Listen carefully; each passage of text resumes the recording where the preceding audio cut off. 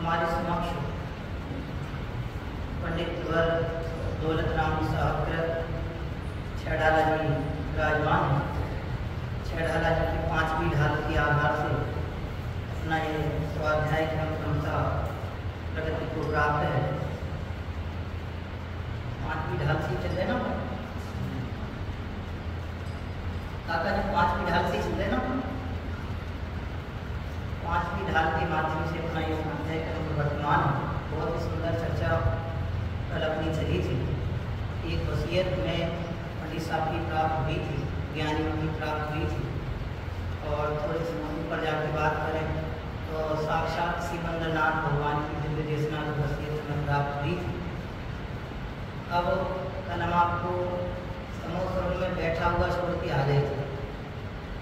भाई साहब कहाँ छोड़ के आ गए थे? समोसर में। समोसर में जाके बैठे रहेंगे तो काम चलने वाला नहीं। वहाँ जाके हमें अपने शंकाओं के समाधान भगवान से प्राप्त करने हैं। प्रभु जी सारी 12 सभाओं को देख रहा है, सारी अवस्थाएं वहाँ पे हैं, माफियाँ बह रही हैं, राग रंग के सारे क्रियाकलाप वहाँ संचालित, सर्वांग सुंदर सर्वोत्कृष्ट सुंदर रचना वहाँ उसको दिखाई दे रही तो आश्चर्यचकित हो गया कि आप आ गए। जब उसने देखा सारी व्यवस्थाओं को, तो व्यवस्थाओं को देखने के बाद उसके मन में प्रश्न उत्पन्न हुआ। किसके मन में उत्पन्न हुआ? किसके मन में उत्पन्न हुआ? कौन बैठ गया था समोसर में? मैं वहाँ जाके बैठ गया था ना कल। अब वहाँ सब व्यवस्थाओं को देखने के बाद अपने मन में प्रश्न उत्पन्न हुआ, भगवान आपने हमें भूआत्मा कह दिया, तो अब मेरे मन में प्रश्न उत्पन्न हो रहा है कि हम सबकी जो अभिलाषा है, कौन सी अभिलाषा है? एक बार भारत देश का मोदी के बाद मेरे नंबर लगे ऐसा हमले थे भाई साहब। मोदी के बाद किसको आना चाहिए? पप्पू को या है तो पप्पू मुझे आना चाहिए, पप्पू से आगे तो नहीं हो, ऐसा लग सकता है। लेकिन वहाँ ऐसा प्रश्न नहीं आया। वहाँ ऐसा प्रश्न आया, भगवान मैं सुख को कैसे प्राप्त हो सकता? आया कि नहीं आया? थोड़ा सा बोल दो मुझे तो थोड़ा सा एक रिस्पॉन्स मिल जाएगा ना आपको, मेरी ऊर्जा जग जाएगी। आया कि नहीं आया? थोड़ा जोर से बोलो, आया कि नहीं आया? आया। यदि नहीं आया तो भी आना चाहिए। क्यों आना चाहिए? क्योंकि उद्देश्य लेकर के आए कि 10 दिन में कुछ तो मिले। भगवान के सामने प्रश्न आ गया। कौन सा प्रश्न आ गया कि सुख कैसे मिले? भगवान ने उत्तर दिया, इन चिंतत सम सुख जागे, जिमी ज्वलन पवन के लागे, जब ही जिए आत्म जाने, तब ही जिए सुख। हमें भगवान ने उत्तर दे दिया। अब इतने से अपने को बात समझ में नहीं आई। इस भगवान की वाणी में ऐसा नहीं होता एक बार में सबको सारी शंकाओं का समाधान हो जाता है। लेकिन अपन थोड़े से हटके जीव है ना, अनादिकाल से लेकर आज तक इतने बार मुनि बन गए, इस सुमेरु पर्वत के बराबर किसी कमंडलों के ढेर लग जाए तो अपन हटके हुए थोड़े से। सामान्य सादे जीव कैसे हुए? बहुत हटके हुए। कितनों को सुना होगा, कितने बार समोसरण में जाके आए होंगे, किन किन तीर्थंकर भगवान के समोसरण में जाके आए होंगे, कितने हटके। ये थोड़ा सा नेगेटिव बाजार से लेना कि तो हम हैं ही, लेकिन थोड़ा सा अलग हटके लेना। ऐसे हटके कैसे हटके हैं हम? इतने बार मुनि बन गए फिर भी एक बार आत्मिक आस्वादन हमें नहीं हुआ, आत्मिक रस का प्रगाढ़पने आस्वाद हमें नहीं हो पाया। ऐसे कैसे हटके? भगवान से प्रश्न किया, भगवान ने उत्तर दिया, इन चिंतक समसुख जाते। उसने क्या किया था? सुख। अब उत्तर क्या मिला? इन चिंतक। तो किन चिंतक? किन चिंतक? किन के चिंतन से वो सुख जागृत होगा? अब 2 प्रकार के सुख इसमें कहे हैं। 2 प्रकार के मतलब 2 रूप से सुख गिनाए हैं। किन किन के चिंतन से सुख उत्पन्न होगा? तो यहाँ गिनाया 12 भावनाओं के, वैराग्य जननी 12 भावनाओं के चिंतन से सुख की उत्पत्ति। वही वास्तविक धर्म है। आज हम कौन से धर्म तक पहुंच गए हैं? आर्य धर्म है कि नहीं है? बोलो मामा जी, बोलो कैसे नहीं है पंडित जी? आपने तो विधान कराया और आप ही कह रहे धर्म नहीं है, ऐसा कैसे हो सकता है? धर्म तो है। हम भी कह रहे धर्म है। क्यों? हम जिनकी परंपरा में बैठे हैं वो सब यही क्या है कि आर्जव धर्म है। तो मैं कैसे हटके जा सकता हूँ कि आर्जव धर्म नहीं है? आर्जव तो धर्म है, लेकिन आज तक हमने आर्जव को धर्म माना नहीं है। वैराग्य जननी भावनाओं का चिंतन धर्म है, लेकिन आज तक हमने समीचीन बने उनका चिंतन नहीं किया, तो वो धर्म हमारे लिए नहीं बन पाए। यदि हमें सुख की अभिलाषा है तो उनका समीचीन चिंतन हमारे चिंतन में आना चाहिए। सबके चिंतन में आए इसकी मुझे गुंजाइश नहीं है, इसकी मुझे अनिवार्यता नहीं है। मेरे चिंतन में आए ये मेरी अनिवार्य शर्त है। क्यों? क्योंकि सुखी मुझे आपको होते हुए देखना नहीं है, सुखी मुझे होना है। मेरे सुख की प्राथमिकता है, मेरे लिए आपके सुख की प्राथमिकता नहीं है। यदि मेरे लिए आपके सुख की प्राथमिकता हो जाए तो मैं कभी आगे बोलो मामा जी, मैं फिर कभी सुखी नहीं होगा। ये अनिवार्य शर्त है कि मुझे सुखी होना है, इसलिए इनका चिंतन किनको करना है? गहराई से करना है, बिल्कुल जिम्मेदारी से करना है। कल हमने कहा था आपके बीच में कि जागृत, इसमें लिखा ना शब्द जागे, जागृति पूर्वक चिंतन करना है। अरे अनादि काल से लेकर आज तक सुसुप्तता बनी रही, इसलिए सत्य तत्व का सद्विवेक हमें जागृत नहीं हुआ। उस सत्य तत्व के सद्विवेक के अजागृत होने का दुष्परिणाम है कि हम यहाँ आके बैठे हुए रुल रहे। एक बार भी मुझे सत्य तत्व का जागृति बने यथार्थ श्रद्धा ने तीर्थ श्रद्धान हो गया होता तो आज मेरी दयनीय दुर्दशा नहीं होती। थोड़े शब्द कठोर हैं, दुर्दशा इतने अच्छे हैं, सफेद कुर्ते पजामे में बैठे का की दुर्दशा। इतना अच्छा पंखा, गर्मी लगे तो पंखा चालू कर लो, प्यास लगे तो क्या बोलते हैं आपको वाटर कूलर का पानी पी लो, और भूख लगे तो सच बोलने वाला रसगुल्ला खिला दो, है ना। सब कुछ तो काय की दुर्दशा है भाई साहब, यही दुर्दशा है जो हमें सब कुछ दिखाई दे रहा है ना, इसकी आड़ में जो देखने लायक था वो मुझे दिखाई नहीं दिया, सब कुछ उसके सिवा सब कुछ दिखाई दिया। इससे बड़ी दुर्दशा है जीव की, और दूसरी क्या होगी? अभी दुर्दशा नहीं लगती। क्यों? मंदिर में जाता है तो सफेद कपड़े पहन के पहुंच जाता है तो ऐसा लगता है कि शुद्ध परिणाम वाला तो यही है।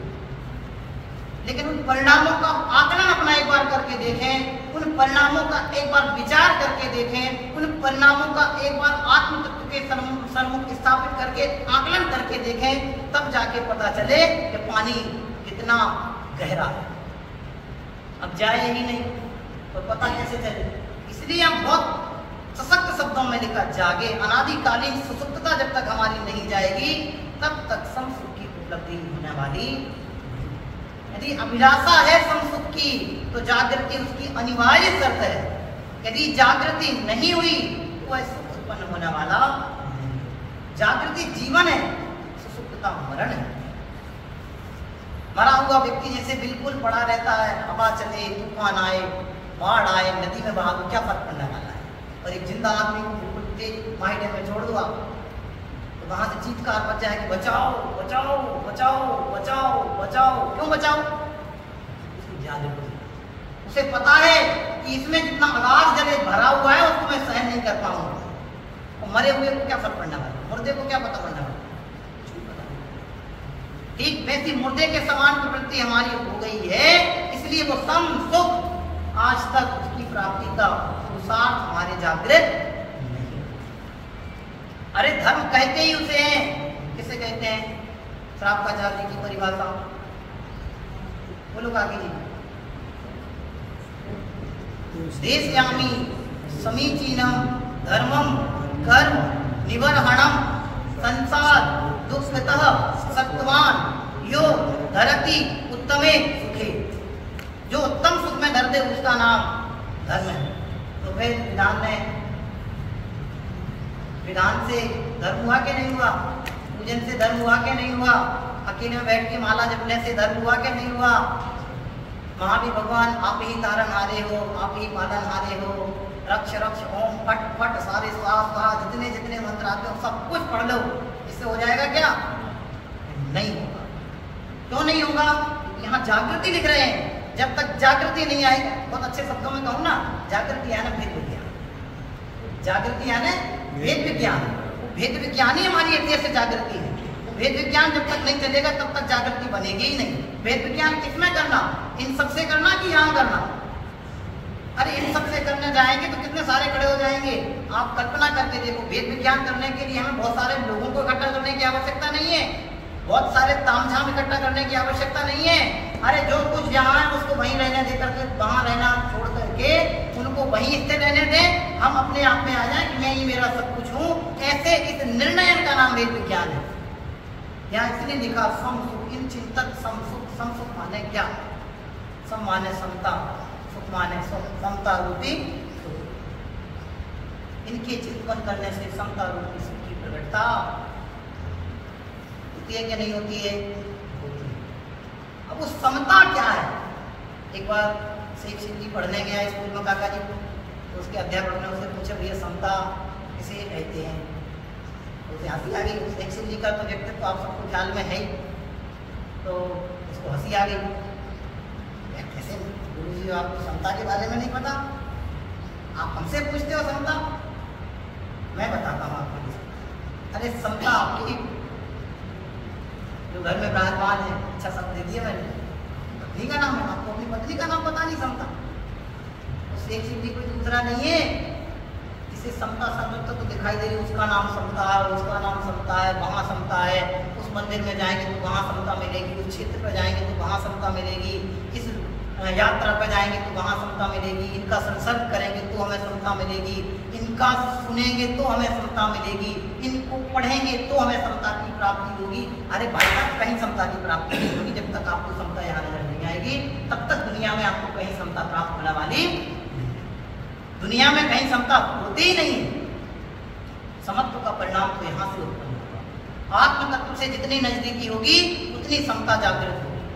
आत्म तत्व से जितनी पहचान आपकी प्रगाढ़ बने को प्राप्त होगी, उतनी समता प्रगाढ़ बने आपके वृद्धि को प्राप्त होगी। ये है समता का उद्घाटन, यहाँ से होता है। समता का उद्घाटन इन सब से होता हो, वहां से होता हो, वहां से होता हो, ऐसा नहीं है।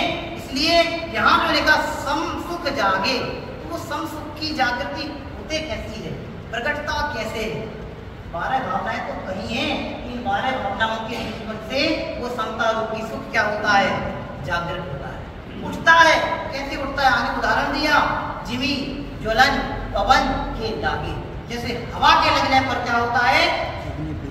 आग की ज्वाला बिल्कुल धधकने लगती है। ऐसे ही क्या होता है? वैराग्य रूपी 12 भावनाओं के चिंतन से वह समता रूपी सुख क्या होने लगता है? मान को प्राप्त होने लगता है, उल्लसित होने लगता है, उल्लासित होने लगता है। वही वही वही क्या है समता? क्या है समता? समता महज एक शब्द नहीं है, समता बहुत बड़ा वरदान है हमारे लिए। समता यदि हमारे ख्याल में आ गई तो अपने जीवन की शांतता अन्य कहीं तलाशनी नहीं पड़ेगी। समता माने क्या? राग द्वेष से रहित निर्मल परिणति का नाम समता है। जहाँ अच्छे बुरे की प्रकल्पनाएं स्थापित होने लगती हैं, वहाँ समता का अभाव हो जाता है। अच्छे बुरे की प्रकल्पनाओं के पार जो है उसका नाम समता है। ये अच्छा है, वो बुरा है। ऐसा अच्छे बुरे में समता स्थापित नहीं होगी। अच्छा बुरा का परिणाम तो, अच्छे बुरे बने का परिणाम तो राग और द्वेष का पोषण है। ये धोती अच्छी नहीं है, वो धोती अच्छी है, ये कपड़े अच्छे नहीं है, वो कपड़े अच्छे हैं, ये खाना अच्छा नहीं है, वो खाना अच्छा है। इनमें तो कितना अपना प्रवाह क्रम बनाने से चला रहा है। इस प्रवाह क्रम को भैया ने प्रश्न किया था, विरम, इस प्रवाह क्रम से हमें विरमता को प्राप्त होना है, रुकना है। ये 10 धर्म हमें इन सब चीजों से विराम के लिए प्राप्त हुए हैं। यदि सम सुख की अभिलाषा है तो विरम। कहाँ से विरम? इन सब अनर्गल प्रकल्पनाओं से विरम। बहुत गहराई से देखा, सम सुख जागे। हर किसी को जागृत नहीं होता, इसलिए मैंने पहले एक शब्द कहा, एक वाक्य का, जागृति ही जीवन। जिसकी जितनी जागृति है वह उतने ही आनंद को प्राप्त है। सच्चे अर्थों में कहें, जागृति का नाम सम्यक दर्शन है। यदि हम जागृत नहीं रहेंगे तो सोते सोते सम्यक दर्शन नहीं होने वाला है। क्या पढ़ते हैं अपन? सोते सोते में निकल गई अभी सारी नहीं निकली, पूरी आधी बाकी है। सम्यक दर्शन करने लायक समय बाकी है। जितना प्राप्त है तो पर्याप्त है, इसका नाम समता है। वहां भी भगवान को कमी नहीं लगी कि 72 वर्ष की 73 वर्ष की आयु है, अब हम कर पाएंगे कि नहीं कर पाएंगे। वहां चिंता नहीं हुई। वो आदिनाथ कह रहे अभी तो इतने सारे पड़े हुए हैं, कोई चिंता नहीं, 2000 वर्ष बीते हैं, कर लेंगे, कोई फर्क नहीं, चिंता नहीं हुई। अरे जिसको जितना प्राप्त है तो पर्याप्त है, ऐसा निर्णय करके अपने उपयोग को केंद्रित करने का प्रयास करें तो सम्यक दर्शन कहाँ जाएगा? कर्तव्य की झोली में अधिकार पनपते हैं, मांगनी नहीं पड़ती।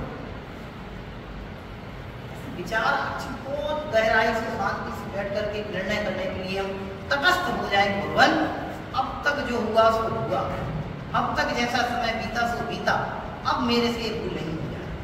भूल की स्वीकृति होना ही भूल को सुधारने का उपाय है।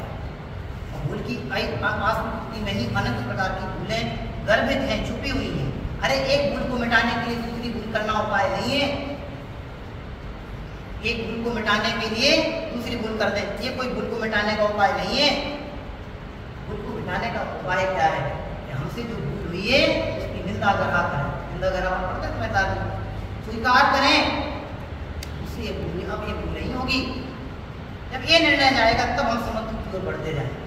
और वो निर्णय हमारा नहीं होगा, जैसे आज तक हम एक एक कदम कदम पर अपने समत्व परिणाम से दूर होते जा रहे हैं, च्युत होते जा रहे हैं, ऐसा का ही ऐसा प्रवाह क्रम चलता रहेगा। स्थानांतरित होने से समता नहीं आएगी। एक स्थान बदलने से दूसरे स्थान पर, एक स्थान को बदल करके दूसरे स्थान पर जाके बैठ जाएंगे, इससे समता आ जाएगी, ऐसी कोई गारंटी नहीं है। एक स्थान को छोड़ करके दूसरे, एक क्षेत्र को छोड़ करके दूसरे क्षेत्र में जाने से समता नहीं आएगी।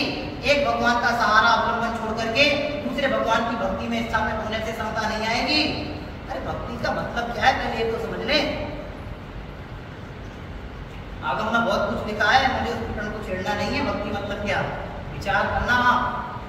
जब तक यथेष्ट यहाँ से निर्णय नहीं होगा तब तक समत्व का उद्घाटन नहीं होगा। इसलिए बहुत लिखा चिंतन, ये नहीं लिखा कि जाप करो, ये नहीं लिखा कि पढ़ो। 56 नंबर की गाथा ब्रजदर्शन जी की, कमले जी भाई साहब, क्या है? माँ चिट्ठा है, माँ चंपा है ना, ऐसी गाथा। कुछ चिंता मत करो, कुछ मत सोचो, कुछ मत करो, क्या करो, क्या करो गाजी भाई, तब क्या करो? ये तो बहुत बढ़िया, कुछ मत करो, मस्त रहो, अपने आनंद करो। कुछ मत करो, कुछ नहीं करने का नाम ही है आनंद करो।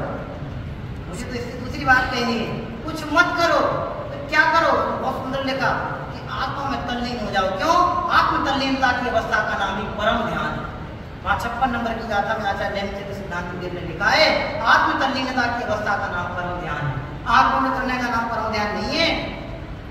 ओम ह्रीं उत्तम आत्म धर्मांगाय नमः नमः जब पाता मात्रों के लिए, इसका नाम ध्यान नहीं है। शुद्ध आत्मिक परिणति की अवलंबन पूर्वक उसमें स्थापित होने का नाम है।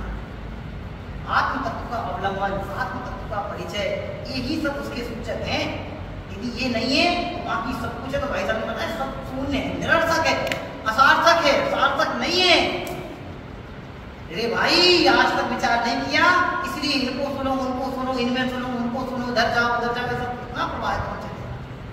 किसी को मत सुनो, कुछ भी मत करो, पर खाना पीना छोड़ दे। आज तक खाए नहीं, आज तक खाए नहीं।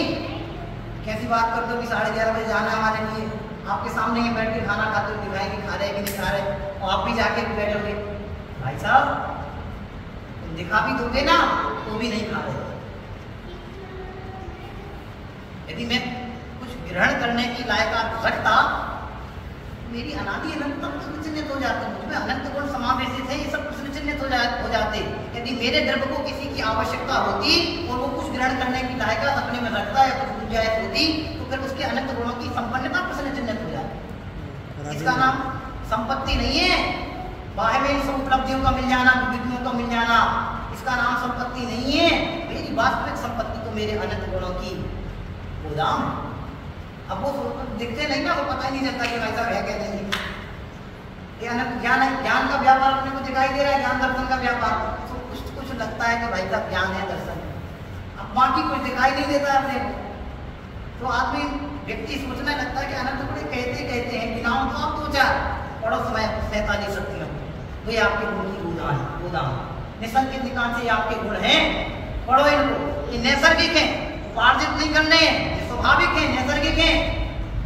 अरे आप अवलंबन लेकर के तो देखो, आपको इनके अवलंबन से वो समसुख की जागृति होगी। मैं अनंत गुणों की गोदाम हूँ, ऐसे निर्णय से समसुख की जागृति होगी। मुझे अन्य किसी की आवश्यकता नहीं है, ऐसे निर्णय से मुझे समसुख की जागृति होगी। इसलिए यहाँ लिखा जागते रहो।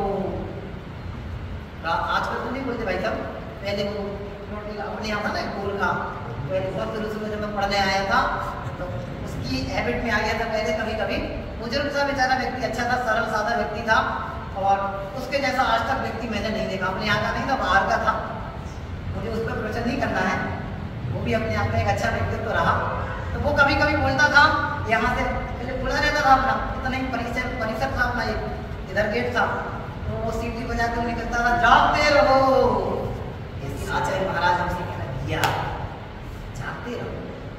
बहुत सुंदर कलश है किसी नजराधिकार में, आ संसारा प्रतिपदम कर्म करते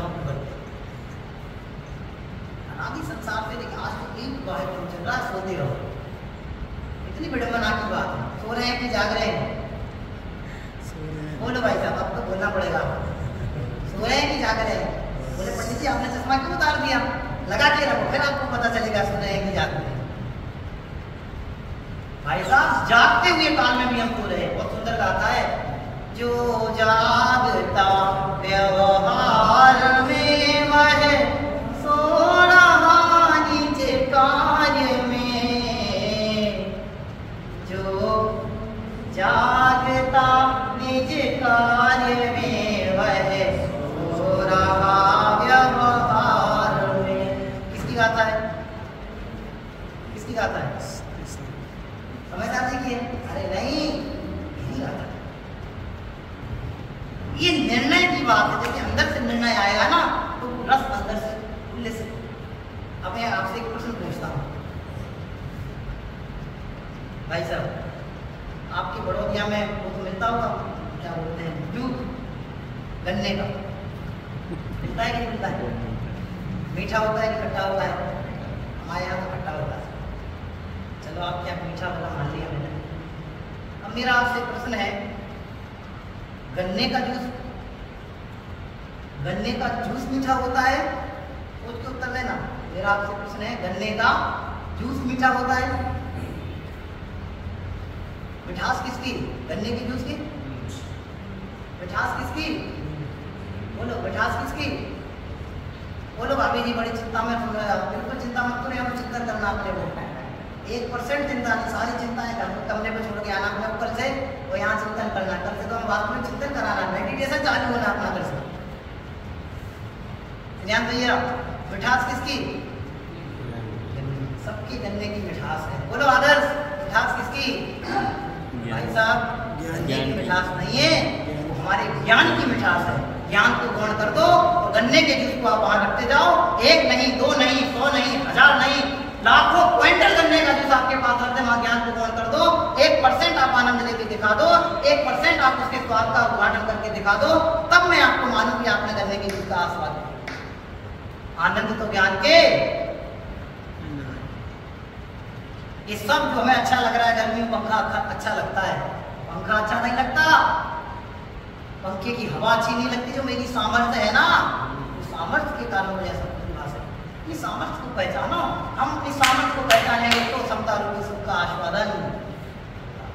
दौलत राम जी ने ऐसे नहीं लिख दिया, बहुत सरल तरीके ऐसे नहीं कह देते इसको लघु समयसार, बहुत वज्रराज में तार में। वाचक कुंज महाराज का साहित्य कब लिखा गया? जब शिथिलाचार की प्रगाढ़ता समाज में फैल रही थी, समाज धर्मच्युत हो रहा था, तब आचार्य महाराज को चिंता हुई, श्रावक और श्रमण धर्म से विमुख हो जाएगा तो करे धर्म की प्रभावना परंपरा कैसे प्रभावित होगी। उन्होंने अष्टपावड़ जैसी महान कृतियों का उद्घाटन करके हम सबके बीच में इतना बड़ा उपकार। आप कल्पना करके देखो कैसे जागृत होगा तुमको। आगे की पंक्ति में उदाहरण आपको सबको ख्याल में है, इसलिए उसको लंबाईमान में नहीं करूंगा। फिर अगली पंक्ति मैंने जो आपसे कही थी वो आपको मैं ले लूँ, 15-20 मिनट है अपने पास, 25 मिनट। क्या है? समता रूपी क्या स्थापना की हमने? समत्व का परिणाम। समत्व का परिणाम माने राग द्वेष से रहित बने का परिणाम। राग द्वेष से रहित बने का परिणाम माने अच्छे बुरे की परिकल्पनाओं से रहित बने का परिणाम। जगत में कुछ अच्छा नहीं है, कुछ बुरा नहीं है, ऐसी स्वीकृति का नाम क्या है? समता। अब ऐसी वास्तविक समता पर किनके होती है? किनके होती है? अन्य राज्यों के होती है। तो चलो आज से आपकी छुट्टी, अपने को कोई लेना देना नहीं है। वास्तव में समता मूल राज्यों की होती है, लेकिन समता प्राप्तिकता, समता की प्रगटता का पुरुषार्थ हम कर सकते हैं। हमारी सराबों की जो भूमिका है उस भूमिका के अनुसार हम अपने पुरुषार्थ को प्रगति प्रदान कर सकते हैं। नहीं भाई साहब की भाषा में कहें तो इस भूमिका के अनुसार क्या है, होना चाहिए, होते ही है। यदि उपयोग हमारा स्थिर होगा, उपयोग की ढगस हमारी होगी, उपयोग की प्राप्ति का उपयोग की प्राप्ति का उल्लास यदि हमारे हृदय में होगा तो तत्जन्य पुरुषार्थ हमारा बनेगा। समता सुख की प्राप्ति का पुरुषार्थ हमारा नहीं बने, ऐसा कैसे हो सकता है? तो इस पुरुषार्थ को बनाने के लिए बिल्कुल कुछ नहीं करना है, स्थानांतरित नहीं होना है, क्षेत्र से क्षेत्रांतर नहीं होना है, तीर्थ से तीर्थांतर नहीं होना, एक तीर्थ से दूसरे तीर्थ नहीं जाना है, एक स्थान से दूसरे स्थान नहीं जाना है। तो फिर क्या करना है? बहन जी का बहुत सुंदर वचनामृत है, एक शब्द में एक वाक्य में आपको कहता हूँ, कुछ भी करना नहीं है, सिर्फ और सिर्फ उपयोग को पलटना है। आप उपयोग को पलट दो, बाकी सब कुछ अपने आप पलट जाए। आप साउथ की फिल्म देखते हो ना, साउथ की फिल्म वो इधर से एक को ऐसे मारता है, वो 20-25 पीछे तक उलाट मारते हुए जाती करते हैं। अब आप बोलो कि ऐसी ताकत कैसे आई, ऐसी ताकत कैसे आई? एक को मारो 20-25 आगे पीछे उलाटे भरते हैं, ऐसा कैसे हो जाता है? अरे तो फिल्म में फिल्मांकन किया है, ऐसे ही हमारा उपयोग है। एक उपयोग को साध ले, बाकी सब कुछ आपका सद जाएगा। उपयोग के साधने में ही यथेष्ट साधना, उपयोग का सद जाना ही साधना, उपयोग की साधना ही असंयम है। थोड़ा सा गड़बड़ा सकता है, आपको लग सकता है क्या उपयोग लगा सकता है, लगा है भाई साहब। उपयोग का समीचीन व्यापार नहीं है, तो असंयम व्यवहार है हमारा। असंयमित व्यवहार का कारण ही है जो अपने पढ़ते ना, जो अपने को शुद्धात्मा जानता है तो वो सबको शुद्धात्मा जानता है, और जो अपने को शुद्धात्मा नहीं जानता है तो किसी को भी शुद्धात्मा नहीं जानता है। पढ़ते कि नहीं पढ़ते भाई साहब? अपनी ही बात है, हम अपने को जानेंगे सब शुद्धात्मा न डराएंगे, हमारी दया अपने आप पलने लगेगी। सबके प्रति दया कब पलती है? कब पलती है? टॉर्च लेके चलने से। बोलो काकी जी, टॉर्च लेके जाएंगे तो हमारी दया पल जाएगी? पंखा नहीं चलाएंगे हमारी दया पल जाएगी? नहीं, पंखा नहीं चलाने से कि दया नहीं बनती। जैसा मैं शुद्धात्माओं में से अन्य जगत के समस्त जीव शुद्धात्मा है, ऐसी स्वीकृति और निर्णय के आधार से दया का शुभारंभ होता है। दया का मांगलिक यहाँ से, वो स्वीकृति नहीं होगी तो दया का आरंभ कैसे? अकेले टॉर्च लेके जाने से और ऐसे बैठ जाने से दया नहीं बनती। बहुत गहराई वाली बात है। आंतरिक परिणामों की विशुद्धता का प्रतिफल है विशुद्ध दया की उत्पत्ति। अभी सब बातें बड़ी बड़ी हैं, लंबी चौड़ी हैं, ऐसा लग सकता है कि छोटे में बड़ी बात है, छोटे में बड़ी बात नहीं करे।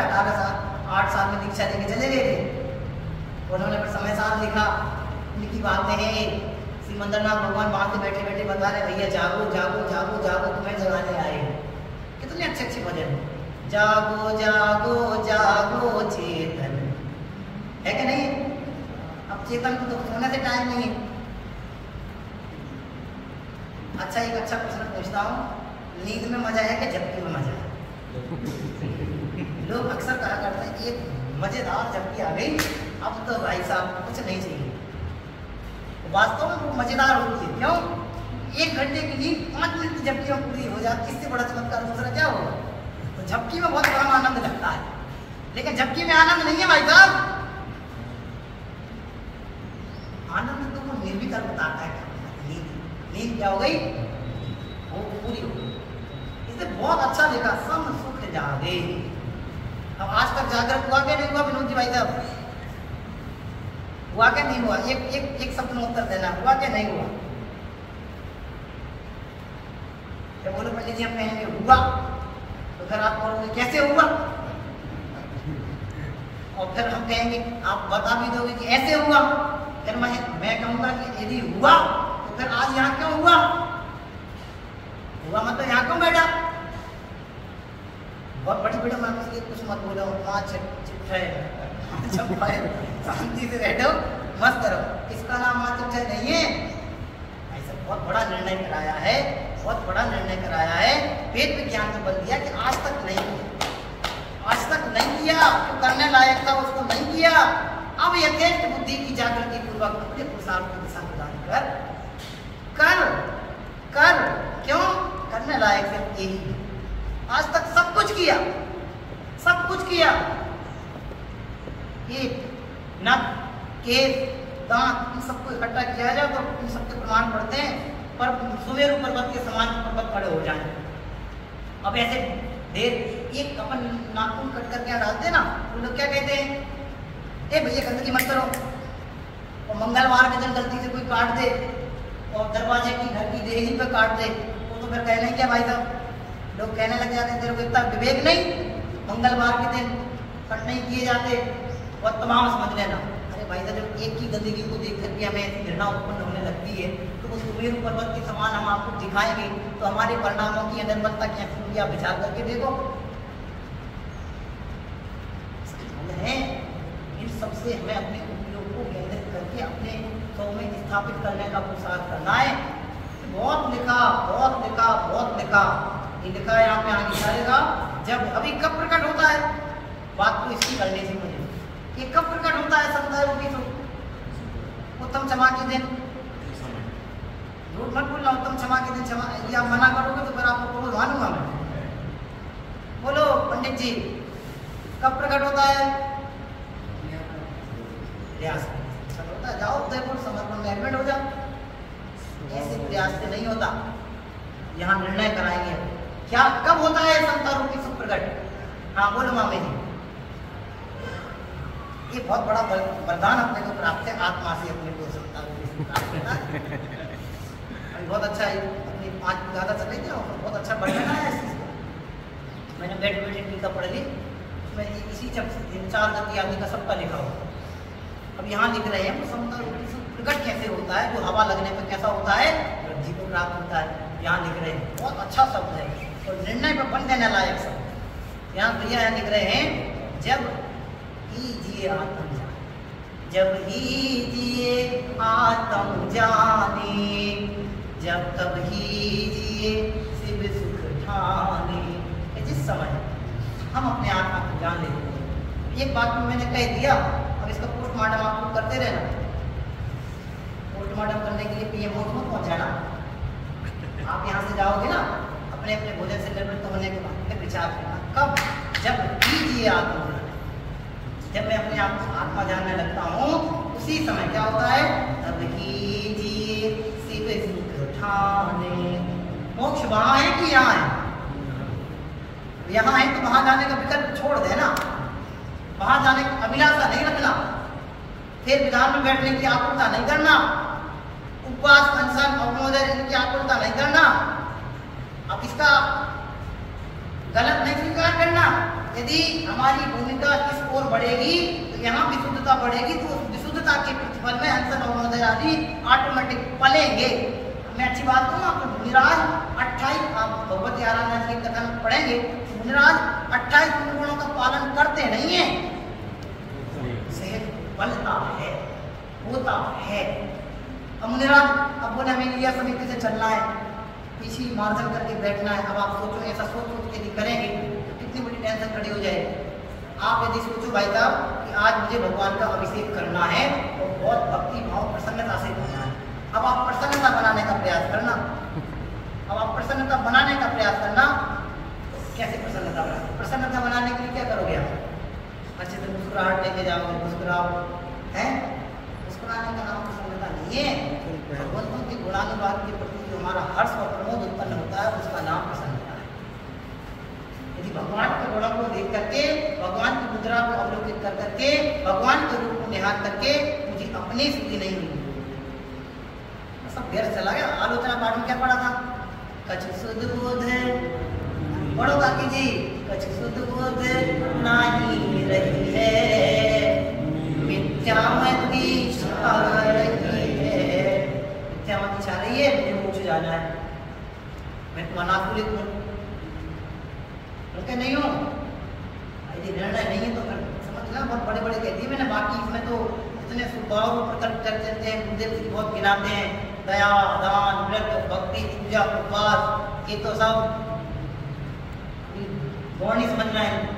यहाँ लिख रहे हैं क्या मति छाए रही है, सुख की भी अभिलाषा है और यथेच परिवर्तन नहीं है, स्वभाव का निर्णय नहीं है, तो फिर समझना मिथ्यामति छाए रही है। यहाँ लिखा जब ही जिए आप तो कब जाने हैं। आज आर्जव धर्म है ना, आर्जव धर्म, तो आर्जव का मतलब क्या होता है, आर्जव का मतलब क्या होता है, सरल। अभी आप उधर में सुनो, आर्जव माने सरलता, ऋजुर भावा आजवा, उसका भाव है तो आर्जव भाव है, ये सब आप लोग सुने।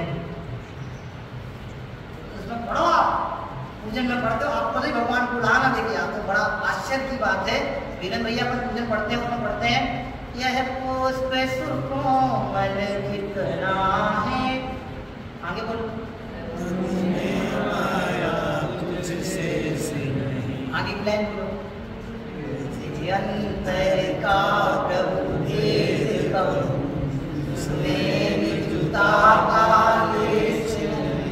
भगवान के सामने गए पुष्प समर्पित करने के लिए। हे भगवान काम बांट विध्वंसनाय पुष्पों पांक्ति स्वाहा, उसके पहले भगवान मेरी विनती आपसे है, क्या विनती है भगवान, मैं अपने अंदर की कथा आपसे कहना चाहता हूँ, अंदर के सारे भेद आपके सामने खोल देना चाहता हूँ। भले मैं आज आर्जव धर्म की पूजन कर रहा हूँ, लेकिन मुझ में आर्जव का निजता का देश ही नहीं, अंत मात्र भी मेरे अंदर निजता नहीं है। अपन खुद अपने दोषों का कथन भगवान के सामने करके आते हैं। भाई साहब यही दोषों का कथन यदि हमारा बारंबार भगवंतों के सामने चलता रहेगा, ज्ञानियों के समक्ष चलता रहेगा, गुरुओं के समक्ष चलता रहेगा, तो यही हमारे दोषों का कथन, दोषों की स्वीकृति हमें उस समत्व की ओर लेके चला जाएगा। दोषों की अस्वीकृति में अनंत कसाएं गर्भित हैं। एक दोष को छुपाने के लिए अनंत दोष कर जाता है, कोई मर्डर कर दे और क्या होता है वो कोर्ट में धारात्मक शब्दों कहता है डॉट डॉट डॉट, इस तरह की सजा आज यहाँ से सुनाई जाती है। अब वो बोले नहीं मैंने नहीं, उसका जो पक्ष वाला वकील होगा तो उसके क्या करने के लिए, उसको सही सिद्ध करने के लिए हजारों दोष हो जाता है। एक दोष को छुपाने के लिए अनंत दोष करने में बिल्कुल घबराता नहीं है। वही की वही प्रवृत्ति हमारी है। यदि हम अपने दोस्तों को अपने गुरु भगवंतों ज्ञानियों के समक्ष भगवंतों के सामने स्वीकार नहीं करते हैं तो सम सुख से दूर तो होते ही हैं, लेकिन उसके साथ साथ अनंत दोषों को बहुत बढ़ावा देते हैं। कसायों का प्रवाह क्रम ऐसे ही नहीं चल रहा है। गुस्सा आ गई, आंखें लाल हो गई, इसका नाम गुस्सा हो गया। आंखें लाल होने का नाम गुस्सा नहीं है। इसी आपने क्षमाधर्म के प्रकरण में आपने पढ़ा होगा शराबकाचार आदि ग्रंथों में, स्वभाव के अनिर्णय का नाम क्रोध है। अनिर्णय का नाम क्रोध है। मैं इसका पिता हूँ, मैं इसकी पुत्री हूँ, मैं इसका पुत्र हूँ, मैं इसका भाई हूँ, ये सब अपने क्रोध को बढ़ावा देने वाले हैं। कल भाई साहब ने क्या कहा था, बहुत अच्छा सा कहा, बहुत प्यारा लगा था मुझे, लुटेरे हैं। भाई साहब बहुत अच्छी बात आपसे कहूँ, धर्म के नाम पर भी, धर्म सुख के नाम पर भी, वास्तविक सुख के नाम पर भी, यथार्थ सुख के नाम पर भी अच्छी भाषा में आज के प्रकरण के शब्द में है, सम सुख के नाम पे भी हम इतने विकल्पों को बढ़ावा देते हैं कि हमें पता नहीं है। एक अच्छी कहानी आप लोगों ने सुनी होगी शायद, एक बिल्ली थी। कौन थी? बिल्ली। अब बिल्ली ने एक बार नियम लिया, कमलेश भाई साहब, कि मैं आज से मांसाहार नहीं करूँगा और आज से पूरे धर्म में अपने जीवन को व्यतीत करूँ। और बिल्ली नियम ले लिया, घर पे अच्छे परिवारजनों के सामने बैठ गई, कोने में जाके बैठी है, एक हाथ में माला भी ले ली और नियम भी ले लिया कि आज से मैं चूल्हे घर के नहीं खाऊंगी, पड़ोस के खाऊंगी, क्योंकि उसका आहार वो है। मांसाहार नहीं करूँगी, दिन में मांसाहार नहीं करूँगी, रात को चल जाएगा जब सब लोग सो जाएंगे। बिल्ली बहुत अच्छे से रहने लगी, बहुत सब कुछ धर्मात्माओं की तरह होगा, एक आचरण होगा, शुद्ध सात्विक जीवन हो गया। दिन बाद रात वाला तो सब सो जाते हैं, ज़्यादा पता नहीं। अब ऐसे ही उसका एक क्रम चलता रहा। अब बिल्ली का थोड़ा सा स्वभाव कैसा नम्र सा पड़ गया, तो परिवार में थोड़ी शांति सी होगी, चल बंद हो गई। तो परिवार के मुखिया ने सोचा कि बिल्ली शांत हो गई है, अब थोड़ी चंचलता के लिए हम किसी अन्य प्राणी को घर में लेके आते हैं। प्राणी प्रेमी परिवार बाजार से जाकर तोते को खरीद लाते हैं और तोते को सिखा देते हैं हम गाय परमात्मा निर्णय कर। वो तोता सुबह से उठ करके हम गाय बोलने लगता हो गया, फिर बोले लगता है। बिल्ली ने सोचा यदि मैं होगी, मेरा तो घर से पत्ता ही साफ हो जाएगा और ये तोता यहाँ पंडित बन के बैठ जाएगा। अब हमें कुछ सोचना पड़ेगा। बिल्ली निर्णय कर लेती है, मन में प्लानिंग कर लेती है, प्लानिंग करने के बाद जैसी रात होती है और तोते को साफ कर देती है। लेकिन बिल्ली से गलती हो जाती है। क्या गलती हो जाती है कि तोते के पंख, नख और कुछ कुछ हड्डी वहीं पड़ी रह जाती है। परिवार के लोग थोड़े से समझदार, उन्होंने सोचा सुबह से उठ के पड़े हैं बिल्ली किसी, हाँ बिल्ली नहीं गड़बड़ किया, पीछे हो गया 100 मिनट लगाने वाले होते तो समाप्त कर दिया। अब तुमने बिल्ली को बहुत डांटा, तुझे तो नियम दिलाया था ना, तुझे तो मर्यादित किया था ना, तुमने तो नियम दिया था ना, नहीं करूंगी नहीं करूंगी नहीं करूंगी, ये नहीं करूंगी वो नहीं करूंगी, फिर तुमने ऐसा कैसे किया? सॉरी साहब, गलती हो गई, एक मौका हो गया, समझाए तो जाते हैं, फिर दूसरा तोता लेके आते हैं, दूसरे के बाद में फिर दूसरी बार बिल्ली की ऐसी सब प्रक्रिया चलती है। लंबी नहीं कर रहा हूँ, शॉर्ट में कह दे रहा हूँ, सेम प्रोसेस चलती है। हो गया है, फट लगाता है तोता, सब कुछ होता है, बिल्ली फिर प्लानिंग करती है कि मेरा पत्ता साफ होगा, मैं क्या करूंगी, ऐसा सोच सोच करके बिल्ली क्या कर लेती है, फिर से तोते को समाप्त करने का विचार कर लेती है, तोते को समाप्त करने का प्रयास करती है। लेकिन अब की बार बिल्ली जागृत है। कैसे जागृत है? मुझे कुछ भी छोड़ना नहीं। इस बार बिल्ली कुछ भी नहीं छोड़ती, सबको समाप्त करके घर बिल्कुल सपाट। सुबह फिर होती है, फिर लोग देखते हैं तोता जाएगा कहाँ, इसका मतलब तो बिल्ली और तोते ही थे, लोग के अलावा दूसरा कोई आ नहीं सकता था, क्यों? बाहर से लोग लगा था, वो ना हो, बिल्ली नहीं करता। बिल्ली को फिर गाल को 2-3 थप्पड़ लगाता है बुढ़िया, फिर उसको समझा दूँ, लास्ट चांस दे रहा हूँ, समझ रहा है। तो तीसरा तोता लाता है, तीसरे में भी यही होता है, और तीसरे में फिर से तोते को समाप्त कर जाती है।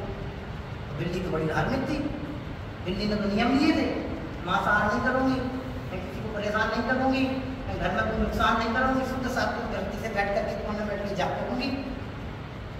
इसके नाम में बिल्ली बहुत धार्मिक हो गई थी। बिल्ली बहुत कैसे हो गई थी? शांत हो गई थी। भाई साहब, शांति से बैठने का नाम धार्मिकता नहीं है। बिल्ली शांत बैठी थी, लेकिन स्वभाव से चुप नहीं हुई थी। बिल्ली का जो बिल्लीपना था वो छूटा नहीं था। ऐसी ही वो बिल्ली, वो कहानी में कुछ नहीं है, बिल्ली हुई है। कभी धर्म के नाम पर ये करना है, कभी धर्म के नाम पर वो करना है, कभी सुख के नाम पर वो करना है, कभी सुख के नाम पर ये करना है, लेकिन सुख के नाम पर कभी यथेष्ट निर्णय नहीं करना है। बिल्ली जैसी प्रवृत्ति है, कुछ का कुछ अच्छा ध्यान भी आगे में 800 धर्म है ना, मन में हो सो बचन चलिए, बचन हो सो तन सो करिए, पूजा पढ़े नहीं, अपने पढ़ लेना आप लोग। तो बिल्ली दूसरी नहीं है, पर खुदी है। बहुत गहराई से निर्णय करना, यदि श्रम सुख की अभिलाषा है, शिव सुख की अभिलाषा है, तो स्वाभाविक निर्णय पर बल देना, अपने जीवन का पूरा व्यापार समाधिमय बनाने में लगा देना, वो हमें समाधिमय पर पड़ता, हमें सब सुख है। आध्यात्म भक्ति और वैराग्य के समावेशन का नाम वचन है। गुरुदेव जी के व्याख्यानों में कितने बार आता है, आध्यात्मिकता से परे जितने भी कथन हो, भक्ति से परे जितने भी कथन हो, वैराग्य में भावों से परे जितने भी कथन हो, वे कैसे स्वाध्याय नाम पाएंगे, वे कैसे हमें समीचीन सुख की ओर लेके जाएंगे, वे कैसे हमें हमारे अनंत दुखों से दूर करा पाएंगे, वे कैसे हमें अपने शिव सुख के समीप स्थापित कर पाएंगे। भैया गहराई से विचार करने लायक है। गुरुदेव जी कहा करते थे, आज मानो, काले मानो, या अनंत काल बार मानो, मानना तो यही पड़ेगा क्या कि सुख यहाँ है, वहाँ नहीं है। जिस समय हमें ये निर्णय हो जाएगा, जिस समय मेरी अनुभूति में मेरा शुद्धात्मा आने लग जाएगा, उसी समय से मेरे सुख का उद्घाटन हो जाएगा। तू शुद्धात्मा है, मुझे ऐसा जानने की आवश्यकता नहीं है, मैं शुद्धात्मा हूँ, ये मेरे लिए अनिवार्य है। जगत में सब कुछ शुद्धात्मा जानता रहे, खुद को आत्मा नहीं जाने, तो वो शुद्धात्मा जानना उसके लिए कार्यकारी नहीं है। समय सारणी में कुल महाराज ने ऐसा शुद्धात्मा दिखाया है, उसी समय सारणी के कलशों में आचार्य अमृतचंद महाराज ने द्रव्यकर्म भावकर्म नवकर्म से रहित शुद्धात्मा दिखाया है। ऐसा देखने जाएंगे तो वो शुद्धात्मा में लक्षण नहीं होगा। उनने ऐसा दिखाया, उनने ऐसा दिखाया। अरे गोमन सारणी को महात्मा कर्मों की सारी अवस्थाएं गिनाएंगे, वो 10 अवस्थाओं से पार करे, फिर समझ में आना।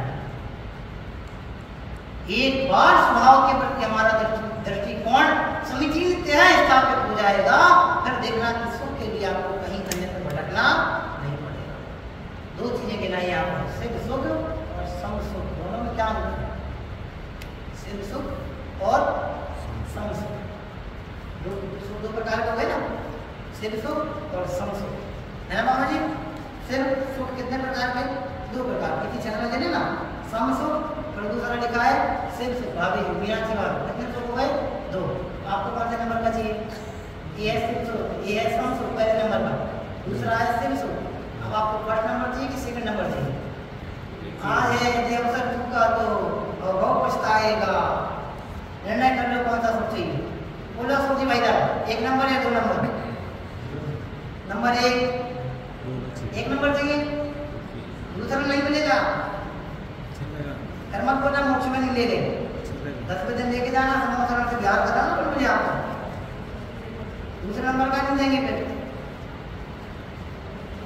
भाई साहब नाम 2 है, भावार्थ की अपेक्षा एक करो, समसुखी ही शिव सुख है, समसुखी ही शिव सुख है, 2 नहीं है। ये नंबर 1 नंबर 2 वाली बात नहीं है, गोलमाल नहीं चल रही है यहाँ पे। समसुख ही शिव सुख है, ऐसा निर्णय करेंगे, देखो कितना आह्लाद अंदर से। अच्छा अंतिम प्रश्न मैं आपसे पूछने जा रहा हूँ, अपना समय हो रहा है। आह्लाद उत्पन्न करने के लिए क्या करना? आह्लाद उत्पन्न करने के लिए अपने को क्या करना? कुछ नहीं करना, विषयों की आपूर्ति करना, कुछ नहीं रसायन की आपूर्ति करना, क्या करना? पुण्य भाव को परिवर्तन करना, पाप भाव चलेगा नहीं चलेगा? धर्म भाव को चलेगा? बहुत गहराई से विचार करना, आह्लाद कैसे उत्पन्न होगा? आह्लाद को समझ में आता है ना, आह्लाद मतलब क्या? और थोड़ा सरल कर दो भाई, तब आह्लाद को उल्लास कहेंगे ना, आह्लाद माने उल्लास। कल जब भक्ति के समय विकल्प आया, भले पर कम लोग हैं लेकिन बड़े काम के लोग हैं, छठे छठाए लोग आए यहाँ पर, बिरले लोग आए यहाँ पर। भाई साहब लोगों को सच्चे देव के स्वरूप का निर्णय नहीं है। आप श्राप का चार्ज उठा के देख लेना, सच्चे देव के नाम पर लोग किन किन को देव मान के पूछते हैं। ये सब छठे छठाए लोग आके बैठे हैं जो सच्चे देव का भीतरात्मा सर्वज्ञता और बना जानते हैं। ऐसे शुद्ध सात्विक लोग बैठेंगे तो उल्लास क्यों नहीं आए? जिन्हें भगवंतों के स्वरूप का निर्णय है उन्हें उल्लास क्यों नहीं आए? जिन्हें भगवंतों के स्वरूप का निर्णय है, हमें उनकी संगति प्राप्त हुई है और ऐसी संगति का निर्णय हमें हो गया है, तो अंदर में उल्लास क्यों नहीं आए? यदि अंदर में उल्लास नहीं आ रहा है तो ये संगति की या लोगों की कम बड़ाई ज्यादा से लेना देने का मतलब नहीं है।